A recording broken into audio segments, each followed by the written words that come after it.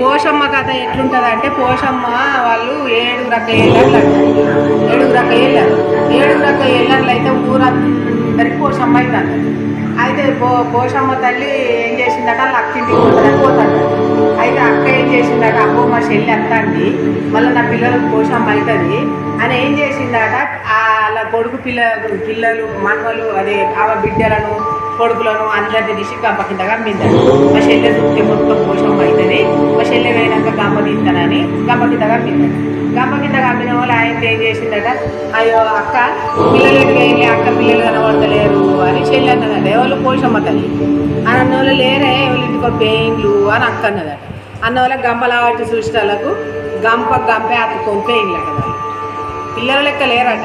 అయ్యో నా పిల్లలకి ఇట్లా ఇల్లు, నా పిల్లలకి ఇట్లా ఇల్లు, నా పిల్లలకి ఇట్లా ఇల్లు అన్న వాళ్ళే, నువ్వు అత్తానవన్నీ దాచిపెట్టినాక చెల్లె, నువ్వు అత్తానవన్నీ దాచిపెట్టినందుకు గంపే గట్ల అయిపోయింది, గంపకి అప్పికప్పిల్లు అంటే, పోషమ్మ తల్లి అంటే ఏమనుకున్నవే అక్క, నా వేయిగన్న తల్లిని నేను ఏ కంటే దాచిపెడతాను అనుకున్నదే, నా మహిమ కనబడ్డదా అని అన్న వాళ్ళే, తప్పైంది చెల్లె, నాకు తప్పైంది, నా పిల్లలన్నా చెల్లె అన్న వాళ్ళే దండం పెట్టిన వాళ్ళే మళ్ళీ పిల్లలకు చేసిందని.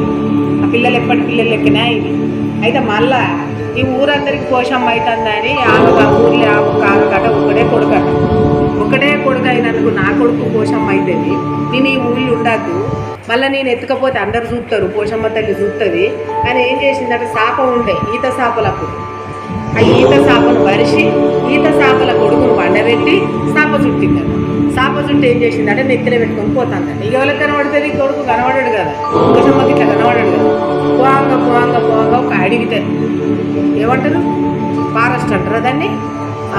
ఫారెస్ట్ ఆ చెట్టు కింద కూర్చున్నదట. ఒక ముసలామై కూర్చున్నదట. పోషమ్మ తల్లి ముసలేషం వేసుకొని ఇట్లా కూడా కూర్చున్నదట.